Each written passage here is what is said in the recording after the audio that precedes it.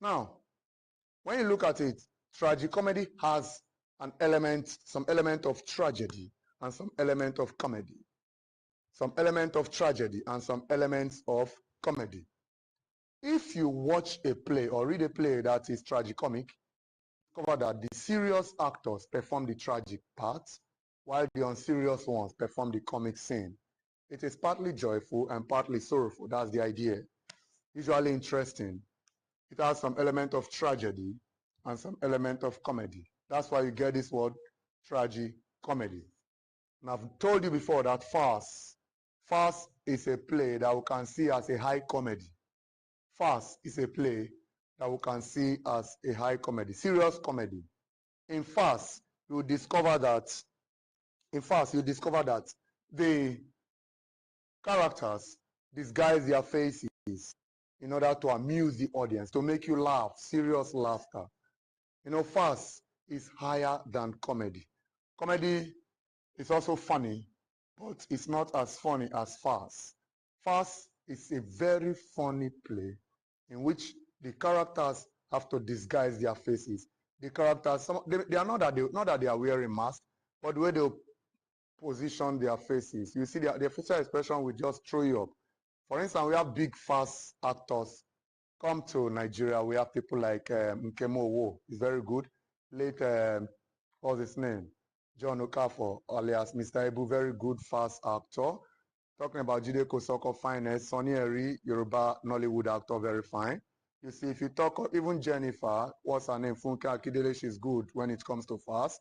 You go to the US, you see people like Mr. Bean. This guy is another good one. Talk about Eddie Murphy. These guys, they are very good when it comes to farce. They know how to work on their facial expression, and only their face can make you laugh, you know, throw you off balance. Then we look at the next one, tragedy. All these things I'm talking about, take note of them because the future is, you know, big. A tragedy is a serious drama. Serious in the sense that it must involve the downfall of the major characters, whether I like it or not. The downfall of the major characters through hamartia. It is this that will cause the downfall through hamartia. And this hamartia is a Greek word for downfall, either tragic flaw or hubris. Now, a tragedy is a play in which the major character caused his own downfall, either through tragic flaw or hubris. If it is true tragic flaw, that means he has made a mistake that caused his downfall.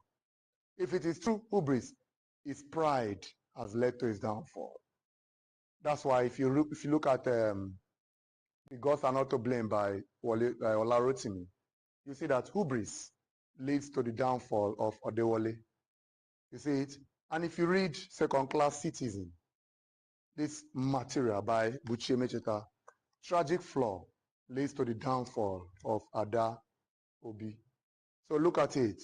Now, but the main thing is that in a tragic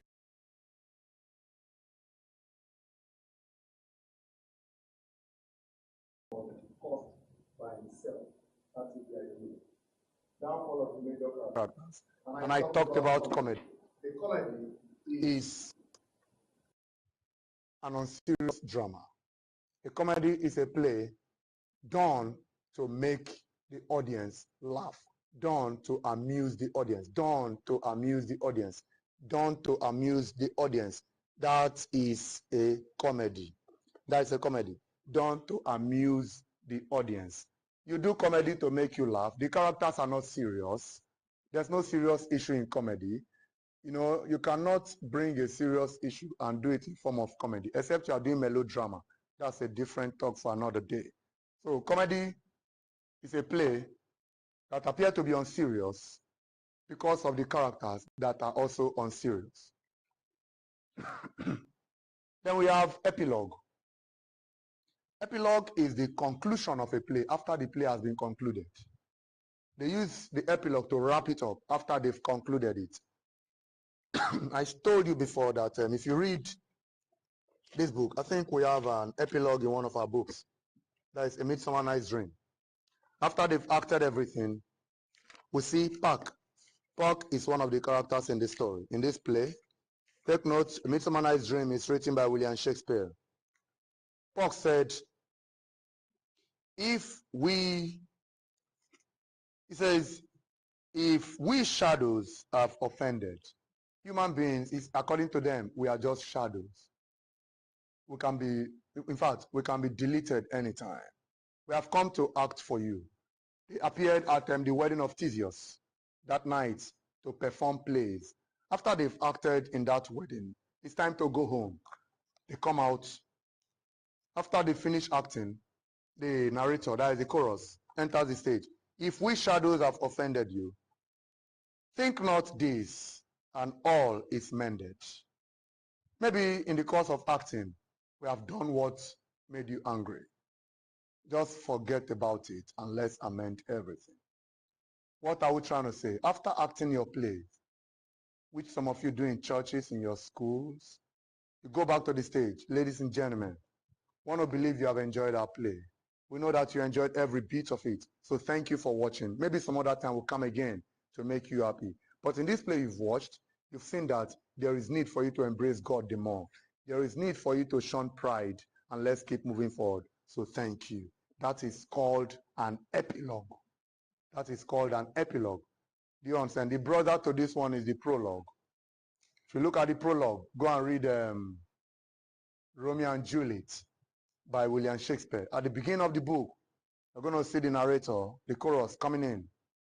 It said, two households, both alike in dignity, in fair Verona where we lay our sin. From ancient grudge break to new mutiny, from forth the fatal loins of these two folks, a pair of star-crossed lovers take their life. You see it? In that one now, he's trying to introduce the play. And while he's introducing, he's giving you a kind of insight based on what you'll be expecting in the story. Do you understand? In other words, the prologue foreshadows the play, whereas the epilogue just tells you that we have concluded everything, and it ends there. The other one is denouement. Denouement. You see, denouement is the last stage in the plot of a story. It's spelled denouement, but it's not denouement. The pronunciation is denouement. It's the last stage in the plot of a story. Now, denouement comes to when every of the conflict in the story has been resolved. When all the conflict in the story has been resolved, that is where denouement comes in. You know, they've done exposition, we saw the rise in action, we saw complication, we saw climax, which is the highest point of conflict. And after climax, we saw anticlimax, which is the falling turning point. We've seen the falling action, and we'll get to denouement. So denouement is the last stage in the plot of a story when all the conflicts have been resolved. You can see it also as resolution when all the conflicts have been resolved. You understand? So the next one is peroration. Peroration is the conclusion of a formal speech. You know, when you are out there as an orator to deliver your speech and you've said everything, and then, ladies and gentlemen, before I leave, I need to let us understand that there is need for us to strike while the iron is hot. If you check that, turn is the conclusion of a formal speech. Use it to summarize everything that you have said, everything you have been saying from the beginning. Use the peroration to sum it up. You see, that is what we refer to as this. Now, my reason for trying to do all of this is so that when you come across any of them in the exam, you know which is which. You know what to do and what not to do. They will not be getting you confused, because literature and English students, you are going through a lot. The literary terms are much. They don't know what to do when it comes to exam. They're looking at the question, and then at the end of the day, you start blaming the gods. No, you don't blame the gods, but just work hard and keep listening while we teach. Keep listening while we teach. Yeah. Now, I got another one. I've talked about rhetorical question. Let's look at theme.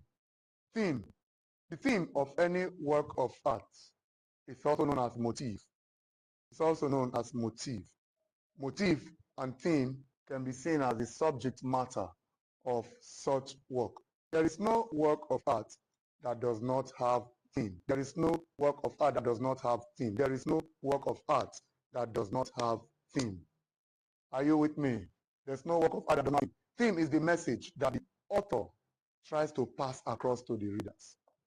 The author tries to pass across to the readers. If you look at Cage Bird by Maya Angelou, she died some years back, Black American poet. It was not easy for her while she was growing up, molested by her mother's boyfriend. Before she found her 2 feet, she lived with her grandmother. She worked in brothels, sleeping with men, doing things. She suffered a great deal. But when she discovered her talent, Black woman in America, when she discovered her talent, she became one of the finest poets on earth. And this one was really awarded. She was awarded by Bill Clinton, and again, she was awarded by Barack Obama for her good work in poetry. She wrote a poem, Cage Bird. She says, a free bird leaps on the back of the wind and floats downstream till the current ends, and dips his wings in the orange sun rays and dares to claim the sky. But a bird that stalks down his narrow cage can seldom see through his bars of rage. His wings are clipped and his feet are tied, so he opens his throat to sing. The cage bird sings with a fearful trill of things unknown but long for still. His tune is heard on the distant hill, for the cage bird sings of freedom. The free bird thinks of another breeze, and the soft wind, and the fat worms waiting on the dawn bright lawn, and he names the sky his own. But the cage bird stands on the grave of dreams. His shadow shouts on the nightmare screen. His wings are clipped and his feet are tied, so he opens his throat to sing. The cage bird sings with a fearful trill of things unknown but long for still. His tune is heard on the distant hill, for the cage bird sings of freedom. If they ask what the theme of this poem, the basic theme is simply the fact that there is need for equality when we talk about the black and the white. She saw it firsthand, how the blacks were being tortured in America. So she decided to put it down in form of poetry. That's why if you look at all of her poems, she tries to let the world understand that black, we can rise someday. If you look at Still Arise, you may shout me down in history with your bitter, twisted lie. You may drag me in the very depths, but still, like bird, like air, I rise. You see that? Look at that beautiful poem. So themes makes you understand that every work of art, there's a reason for doing them. The theme of the work of art is the reason for doing that work. That's the message the author tries to pass across to the readers or audience. Now, move to this one again, audience, which I've just mentioned right now. The audience is a dramatic term. The audience is a dramatic term. The audience is a dramatic term. Who is an audience? An audience is a person whose job is to, a person whose job is to watch a play being performed, Apart from watching a play being performed, this person must be able to pass judgment on the play he has watched. Be able to pass judgment on what you are watching. Pass judgment on what you are watching. After watching a play, pass judgment. The audience has the power, has the right to say that this play is not a good one. This actor did not do it well. This character has failed. And now you should understand that it is the duty of the audience to pass judgment, to criticize. You understand? To criticize, to do what we call criticism after watching a play. But when do you think is the right time for an audience to pass judgment? During the play. Watching the play. Okay, during the play, or before you watch the play, during the play and after the play. Which one do you think? After the play? Because if you do it before the play, what if you say, oh, because of the movie I've watched before, this character, this actor is a very bad person, be wicked in this play, and they will shock you. Because I've told us before, I was teaching my students Macbeth many years back, and in Macbeth, we saw how Macbeth killed the king as he's going to wash the blood off his hand. My student says, this man looks like Jesus Christ. I say, oh, Jesus Christ? Okay, how? He says, look at his hair, all right. His name is John Finch. He played the role of Macbeth in Macbeth, written by William Shakespeare. The next day I got home, I brought the DVD of King of Kings, where John Finch acted as well, and he acted as Jesus Christ. You see that? If you watch that King of Kings, you start crying that, oh, they are killing this man for nothing. You start shedding tears. But if you watch Macbeth, you lay on that it will not be well with this man. You see, that is just creativity. So he's a very good actor in his own part. So you audience that you want to watch, but hold on, just wait a little. Don't pass judgment while the story is still going on, because the person may change. You may get to know that it may not be the cause of this. Something is making him to do it, so you forgive him. But if you can relax a little till the end of everything, you can relax the end of everything, then you will see that maybe the guy is not really guilty, but a little bit chorus. Chorus is a type of character. Chorus is not what you sing in church. No. Chorus is a type of character. And this character, its own duty, the duty of a chorus, the duty of a chorus is to ensure that they keep updating you. They keep updating them. They keep updating you as the story, as the play is progressing. The chorus will come up. The chorus will tell you and say, ladies and gentlemen, this time we want to, or this time we are going for the second scene. In this scene, what you'll be expecting is the chorus introduces the scene. Are you following me? The chorus introduces the scene. And there are some plays. If you look at Olaroti Miss Ilan and the Jewel, the chorus is in charge of organizing the other characters for them to sing. You know, when CD is going to get married, they sing for her. Do you know what I'm saying? It is the chorus that organizes them. If you look at William Shakespeare's poem, the chorus is the one that introduces the scene and comes back to give us a kind of summary in form of, let's say, epilogue or prologue to introduce or end a pattern. That's the job of the chorus as well. Now, you look at characters. Characters are not only human beings. I keep saying it again. They are not only human beings. Because you must have watched movies where human beings are not characters. Characters are figures that reveal the mind of the author to the readers or audience. Characters are the figures that reveal the mind of the authors to the readers or audience. Characters are the figures that reveal the mind of the author to the readers or audience. Are you following? The characters, they are the figure who reveal the mind of the audience, of the author to the readers or audience. That is one. The characters are those figures that speak the words and perform the actions in any work of art. The characters speak the words and perform the actions in any work of art. The characters speak the words and perform the actions in any work of art. Take note of that. The characters speak the words and perform the actions in any work of art. Characters speak the words and perform the actions in any work of art. See that? And then we have different types of characters. Different types of characters. Different types of characters. We have the flat character. We have the flat character. This one is a type of character that does not change. The flat character remains the same throughout the story. The flat character remains the same throughout the story. The flat character is also called a static character. The flat character does not grow, neither does he die. The flat character does not increase, neither does it decrease. From beginning of the story through the end of the story, the flat character remains stagnant. The flat character does not make progress. The flat character does not retrogress. It just remains the same way he is from beginning till the end of the story. That's a flat. Then, talk about the hero. The main female character. The major character. The major character is this character. The major character is this character that is very important in the story. The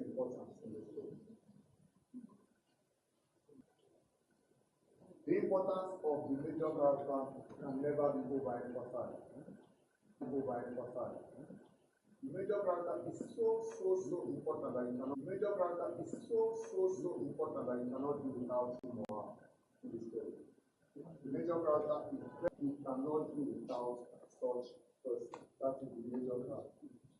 The major character is so important that you cannot do without him or her in the story. Whereas we have the minor character. The minor character is this character that you can do without. You can do without the minor character in the story. How? Without the minor character, the story remains. Without the minor character, the story remains. Without the minor character, the story remains the way it is. You understand? The death of the minor character can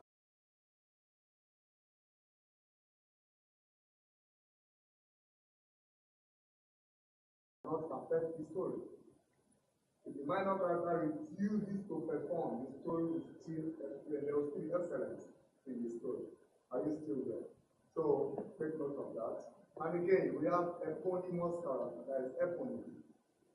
The eponymous character is a character whose name is used as the title of the story. The eponymous character is a character whose name is used as the title of the story. How? You've watched some stories. For instance, look at this. Let's start with fantasy. Look at Moana. It's eponymous. Look at Kubo. It's eponymous. at Barbie, it's eponymous. Huh? Then you start, look at Kong, King Kong, it's eponymous.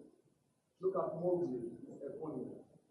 Then you come to real human being, look at Action, it's eponymous. Look at what we call the Bible, it's eponymous. Then let's go to books. Look at Oliver Twist, it's eponymous. Last Manor, it's eponymous. Are you following me? Look at Robinson Crusoe, it's eponymous. But the mistake you should not make is to add something to the name. For instance, also here in London, it's not eponymous. It's added in London. Are you following me? It should just be only the name. So when the title of a book is the name of the major character, automatically the name, that book becomes eponymous work, and the character becomes eponymous character. Let's take this question. This book written by Cyprian Frequency, Akin the Drummer Boy. Is it eponymous? Akin the Drummer Boy. Why is it not eponymous? We add the Drummer Boy. That means it's just say Akin is a fine one.